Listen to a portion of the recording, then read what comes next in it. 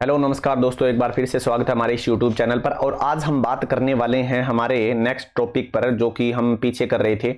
लेकिन एक बात ध्यान रखें, आप सोचेंगे मैं ये सीधा टेंस के बाद ये बीच में क्या स्टार्ट कर रहा हूं। तो देखिए, मैं पहले आपको सभी चीज़ों की इंट्रोडक्शन देना ज़रूरी है, एडवांस इंग्लिश के भी, क्योंकि आगे चीज़ें आसान हो जाएंगी। फिर आपको हर चीज़ का यूज़ अगर पता होगा कि ये है, तो आगे फिर सेंटेंस को पढ़ने में दिक्कत नहीं होगी, क्योंकि सेंटेंस में वर्ब भी आती है और पहले जो एलिमेंट्स हैं वो क्लियर करना ज़रूरी है।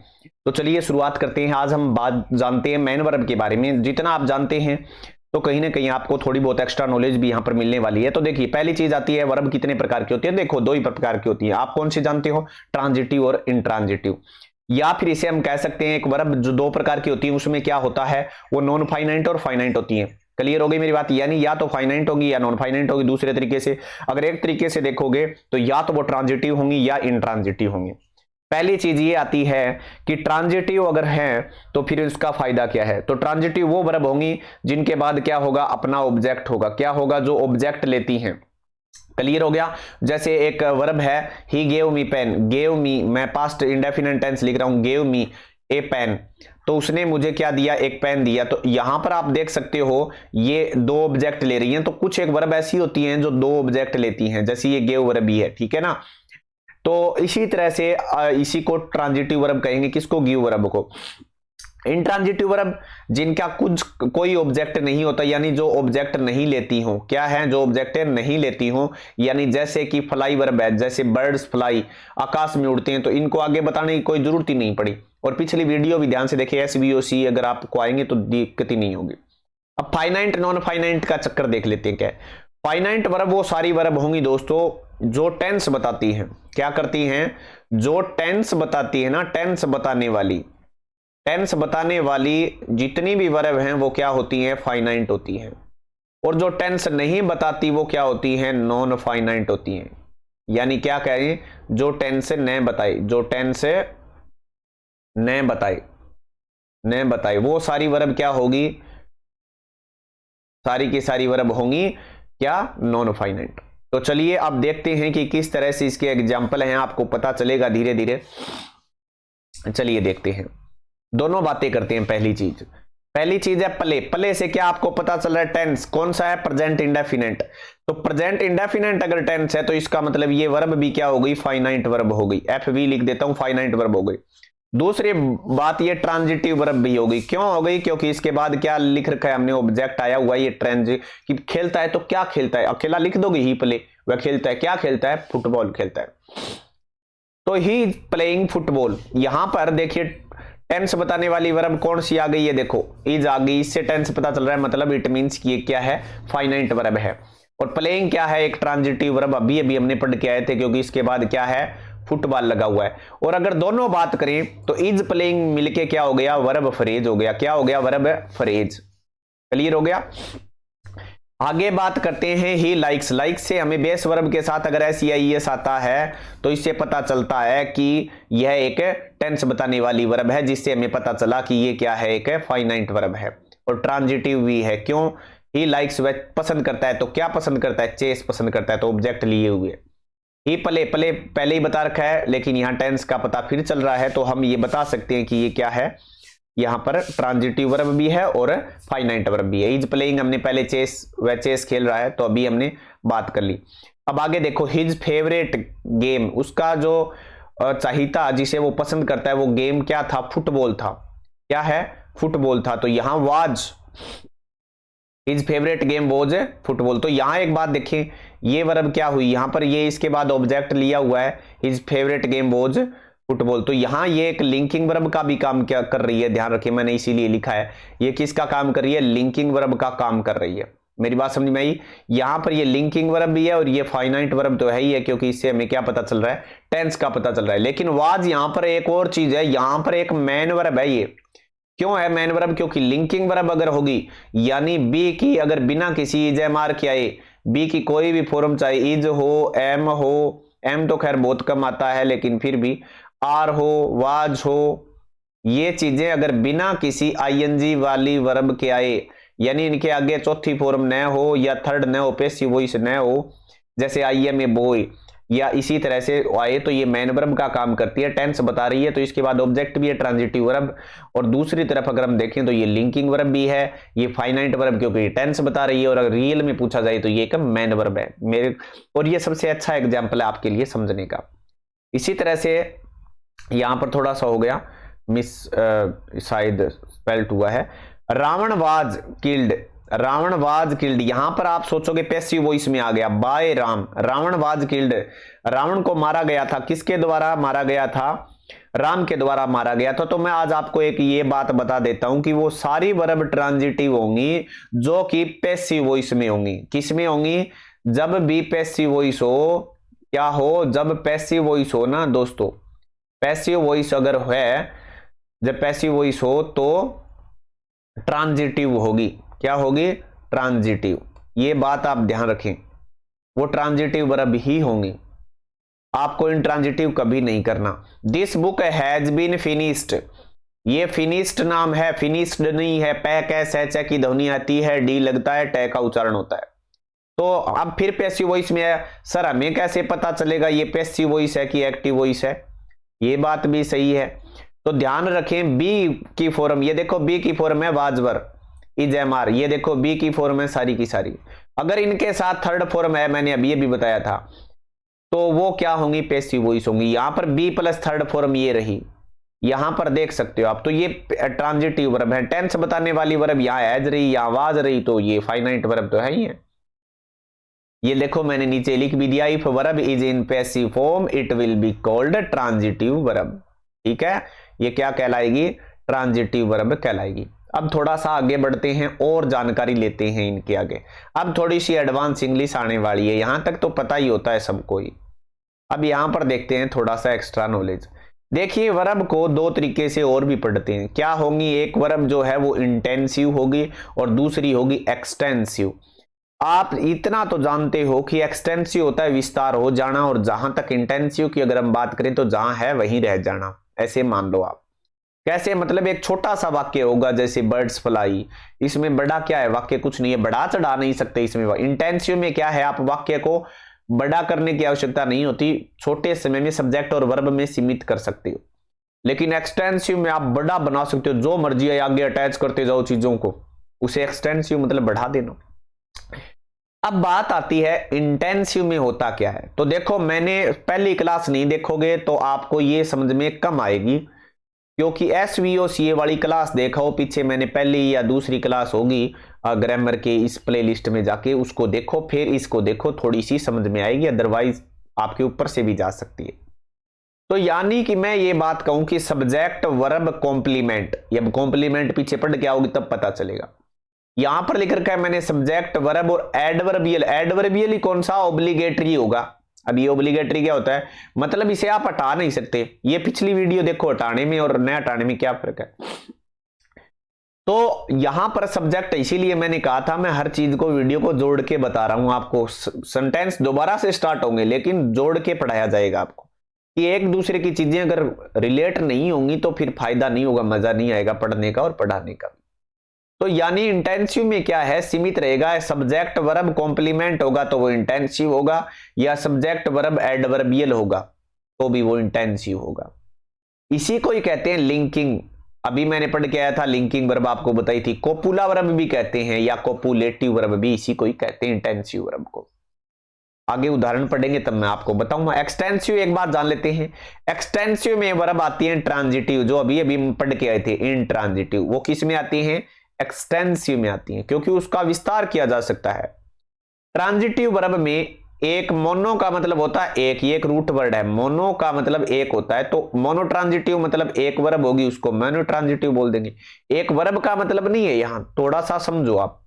यहां सब्जेक्ट वर्ब ऑब्जेक्ट भी हो सकता है। देखो इसमें ऑब्जेक्ट, ये इंटेंसिव में कॉम्प्लीमेंट है, इंटेंसिव में क्या है? कॉम्प्लीमेंट है, और यहां क्या है? यहां ऑब्जेक्ट है। थोड़ा सा अंतर देखें दोनों में, पहला अंतर तो हो गया। दूसरा, सब्जेक्ट और वर्ब सीधी होंगी और कुछ नहीं होगा इसमें, लेकिन इसमें देखो एडवर्बियल हो सकता है, ऑब्लिगेटरी। कहने का मतलब तीन एलिमेंट तो इंटेंसिव में होंगे ही होंगे, ट्रांजिटिव में ऐसा नहीं होगा। या तो सब्जेक्ट वर्ब, क्योंकि ट्रांजिटिव ऑब्जेक्ट लेता है, इतना ध्यान रखो ना। ट्रांजिटिव क्या होगी? ऑब्जेक्ट लेगी। छोड़ेगी नहीं, तो फिर वरना वो ट्रांजिटिव कहलाएगी कैसे। तो ये बात तो आप ध्यान रखें।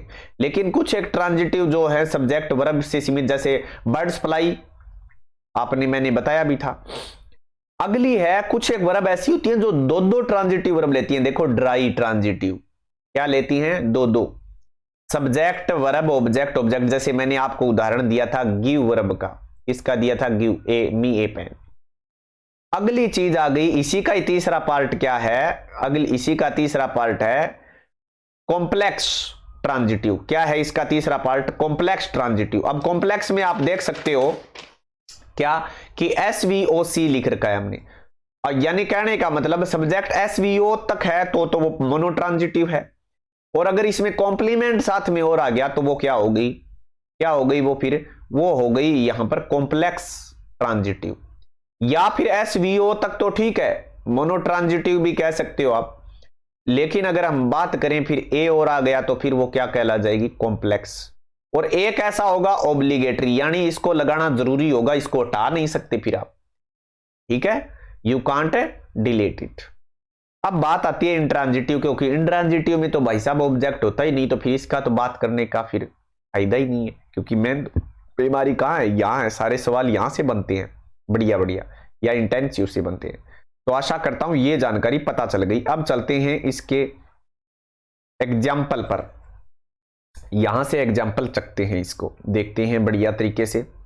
पहला एग्जाम्पल क्या है वो ध्यान से देखो। एक बात बता देता हूं, ट्रांजिटिव का मतलब क्या, ट्रांजिटिव का मतलब क्या होता है ये भी बता देता हूं। तो क्या होता है, टू कैरी ओवर होता है दोस्तों। क्या होता है, to carry over, to carry over, ठीक है। ट्रांजिटिव का मतलब क्या होता है, टू कैरी ओवर।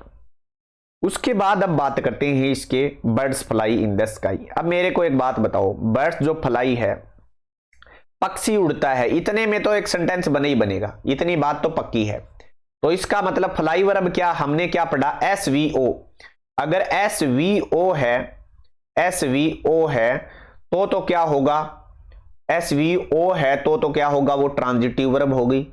अगर SV सीधा है तो भी वो क्या होगी, ट्रांजिटिव वर्ब होगी। ये ध्यान रखो, ये देखो यहां दे रखा।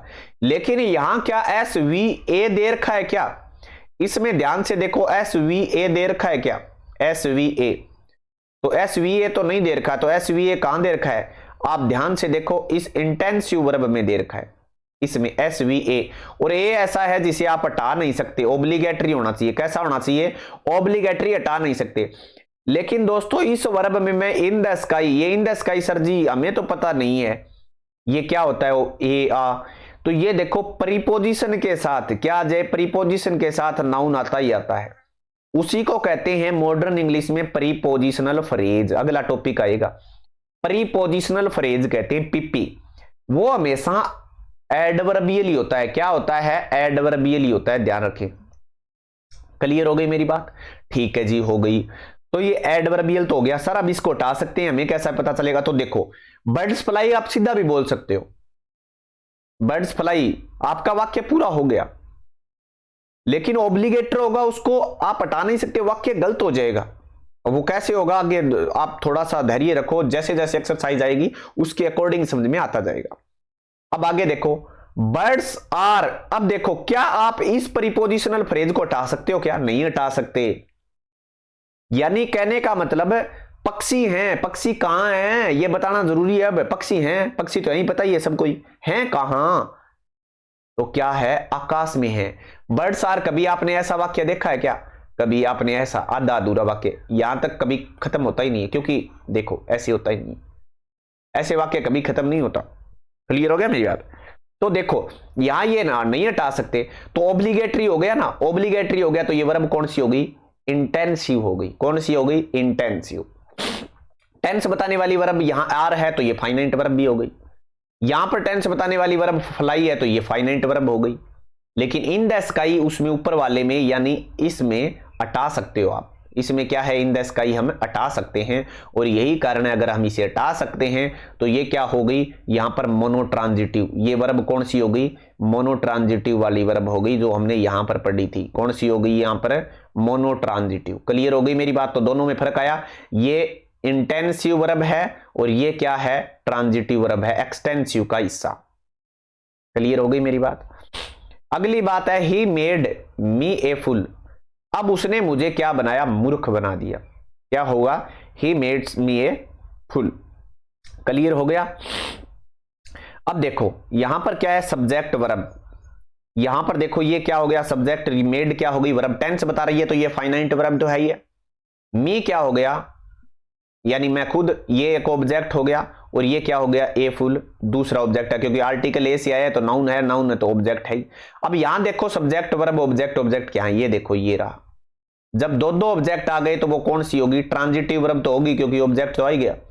ऑब्जेक्ट आ गया ट्रांजिटिव है, लेकिन दो दो आ गया तो कौन सी होगी, डाई ट्रांजिटिव। आप इसको क्या नाम दे दोगे, डाई ट्रांजिटिव, डाई ट्रांजिटिव नाम दे दोगे। क्लियर हो गई मेरी बात, क्या होगी, डाई ट्रांजिटिव। अब एक बात बताओ यहां पर ये, सॉरी माफी चाहूंगा मैं, एक चीज मैंने यहां गड़बड़ कर दी, वो क्या गड़बड़ की आपको भी बताऊंगा दोबारा से। थोड़ी सी यहां पर मैं बात बताना चाहता हूं, यहां पर जो ए फुल है ना, एडजेक्टिव है, एडजेक्टिव दे रखा है, तो वो क्या है, यहां पर कॉम्प्लीमेंट है।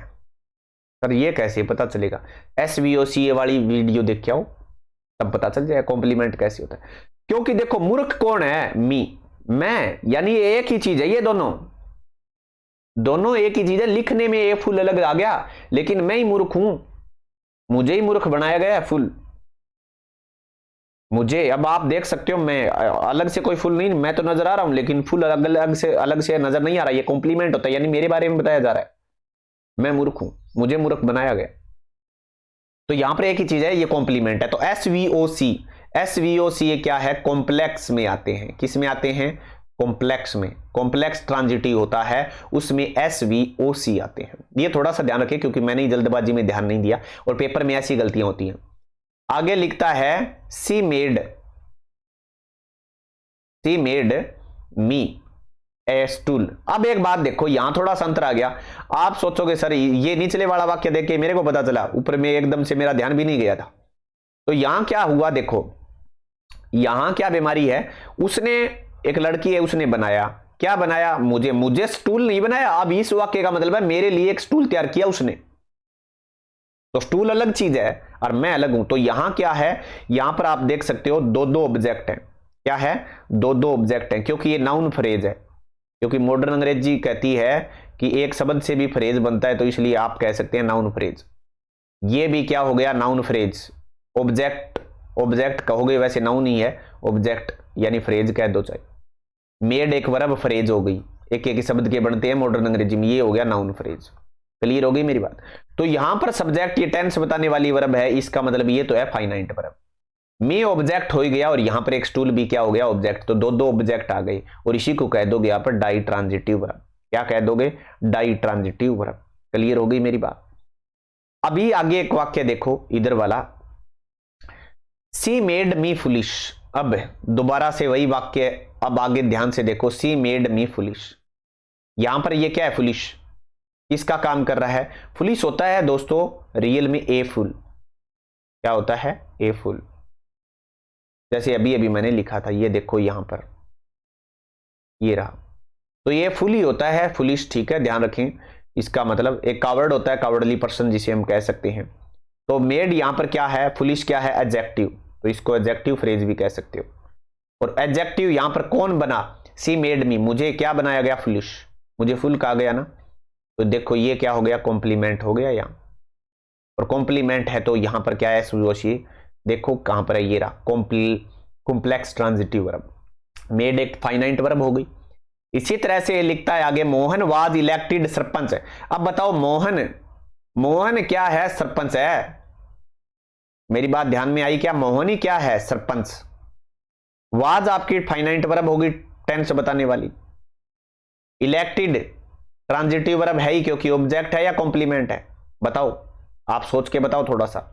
उन्होंने इलेक्ट किया, चुना, किसको चुना, मोहन को। क्या चुना, सरपंच चुना। कब चुना, लास्ट ईयर। ये एडवर्बियल है, ये और सुन लेना। इसको तो आप हटा सकते हो, क्या है, इसको आप हटा सकते हो, ये ऑब्लिगेटरी नहीं है, क्योंकि टाइम बताना कोई जरूरी नहीं है। आप ऐसा भी तो कह सकते हो, मोहन को सरपंच चुना गया, तो ये ऑब्लिगेटरी नहीं है, यानी इसे आप हटा सकते हो। जिसे आप हटा सकते हो वो ऑब्लिगेटरी नहीं होता। यह एडवर्बियल है, लेकिन ये ऑब्लिगेटरी नहीं है। मैं लिख देता हूं ये एडवर्बियल है, आपको पता चल जाएगा कब कहां क्यों कैसे। सुन लो मेरी बात ध्यान से, कब कहां क्यों कैसे, कब कहां क्यों कैसे, ये सब का जवाब एडवर्बियल होता है। एक बात ध्यान रखिए। तो ये क्या हो गया, ये वाक्य कॉम्प्लेक्स ट्रांजिटिव हो गया।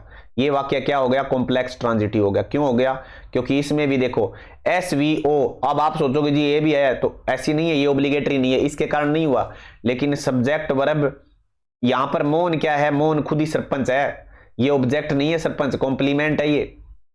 मोहन ही रियल में सरपंच है, एक ही चीज के बारे में बताया गया है, ठीक है। ये बात मैं बताना चाहता था, यहां ऑब्जेक्ट नहीं है सरपंच। क्योंकि देखो मान लीजिए आपको सरपंच बनाया गया, तो आप तो दिख रहे हैं मुझे मान लीजिए, लेकिन सरपंच कोई अलग से दिख रहा है क्या, लिखित में सरपंच अलग से लिखा जाएगा, बट रियल में सरपंच एक ही आदमी है, मोहन ही सरपंच है, ठीक है।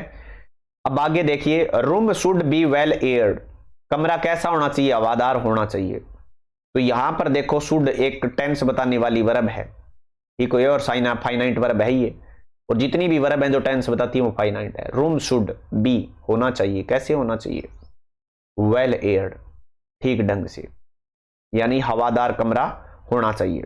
यह बात आप ध्यान रखें।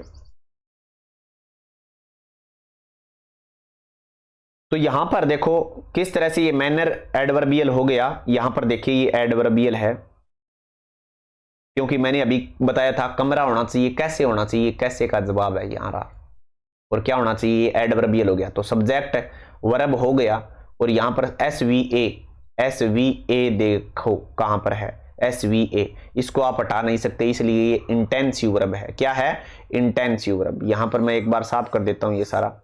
यहां पर देखो ये क्या है, इंटेंसिव वर्ब है, ये रही। क्यों है, यहां से आप देखोगे इसको, ये वेल एयर्ड, तो शुड बी होना चाहिए, कैसा होना चाहिए, इतना छोड़ दोगे तो गलत हो जाएगा वाक्य, वेल एयर्ड होना चाहिए, हवादार होना चाहिए।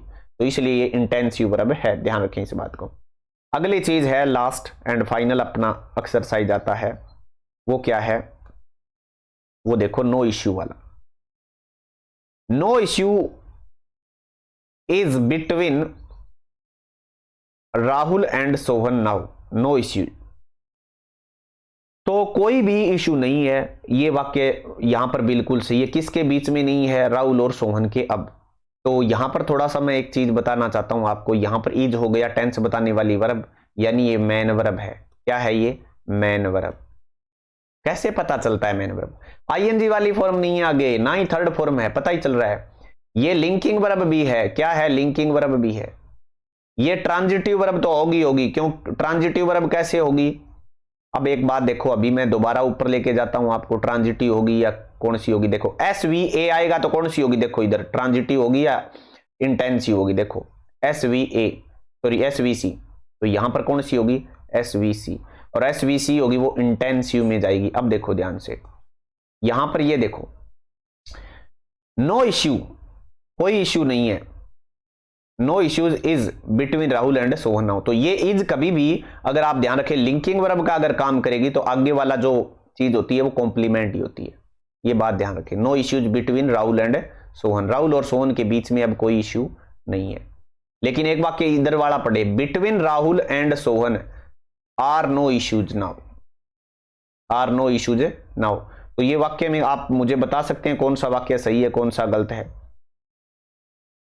ध्यान रखें, ये अगर कोई प्रीपोजिशनल फ्रेज आ जाए, क्या आ जाए, प्रीपोजिशनल फ्रेज आ जाए, प्रीपोजिशनल अगर फ्रेज आ जाता है तो वो कभी भी सब्जेक्ट नहीं बन सकता। क्या नहीं बन सकता, सब्जेक्ट नहीं बन सकता। इसका मतलब ये वाक्य है यहां गलत। लेकिन यहां ये देखो नो इश्यूज, ये सब्जेक्ट बन सकता है, ये प्रीपोजिशन आ गई, मॉडर्न अंग्रेजी अप्रोच है, प्रीपोजिशनल फ्रेज हो गया ये। और अगर ये आ गया आगे तो यहां पर ये प्रीपोजिशनल फ्रेज क्या बन गई, एडवर्बियल बन गई। अब थोड़ा सा समझ में आया मैंने जानबूझ के वाक्य क्यों घुमा रहा था। यहां ये एडवर्बियल बन गया, एडवर्बियल बन गया, यहां क्या बन गया, सब्जेक्ट बन गया, यहां वर्ब बन गई, तो SVA, और आप इसे हटा भी नहीं सकते, आप इसे क्या नहीं कर सकते, हटा भी नहीं सकते। तो यहां पर ये देखो ये क्या है, यहां पर देखो, यहां पर इधर SV, ये रहा SVC, SVOC भी या SVC, लेकिन SVC नहीं है ये, क्योंकि SVA का काम कर रही है। यहां पर ध्यान से देखो, एडवर्बियल सब्जेक्ट वर्ब और एडवर्बियल प्रीपोजिशनल फ्रेज हमेशा मॉडर्न इंग्लिश में क्या आती है, एडवर्बियल बनती है। और एडवर्बियल बनती है SVA कहां आता है, तो वो ध्यान से देखो ऑब्लिगेटरी होगा तो वो किस में जाएगा, इसमें। तो यहां आप यहां कंफ्यूजन हो रहे थे, किस में हो रहे थे कंफ्यूजन, इसमें C और A में। तो यहां ये A है, C नहीं है, लेकिन होना इंटेंसिव ही होगा। ये वाक्य इंटेंसिव में जाएगा चाहे C आए चाहे A आए, लेकिन ज्यादातर इसी में A C ज्यादा आता है, ध्यान रखें, ठीक है। अगर ये नहीं होता, बिट भी नहीं होता, तो ये कॉम्प्लीमेंट भी हो जाता। लेकिन कॉम्प्लीमेंट अगर इस तरह के वाक्य जहां पर एडवर्बियल जो है ऑब्लिगेटरी होंगे, तो फिर कॉम्प्लीमेंट होने की संभावना ही नहीं है। कॉम्प्लीमेंट होता क्या, जैसे देखो आप कहते हो you are a teacher, you are a teacher, आप एक अध्यापक हैं, ऐसे मान लो। तो यहां ये कॉम्प्लीमेंट ही है, सीधा हिसाब पड़ा है, क्योंकि यू ही क्या है, एक टीचर है, सीधा हिसाब है। लेकिन यहाँ नो इश्यू राहुल और सोहन थोड़ी है, ये तो नहीं है ना। तो आप थोड़ा सा ध्यान रखें। आशा करता हूं आपको ये वीडियो अच्छी लगी है तो लाइक और शेयर जरूर करें। धन्यवाद, फिर मिलते हैं एक नई वीडियो के साथ। Thank you.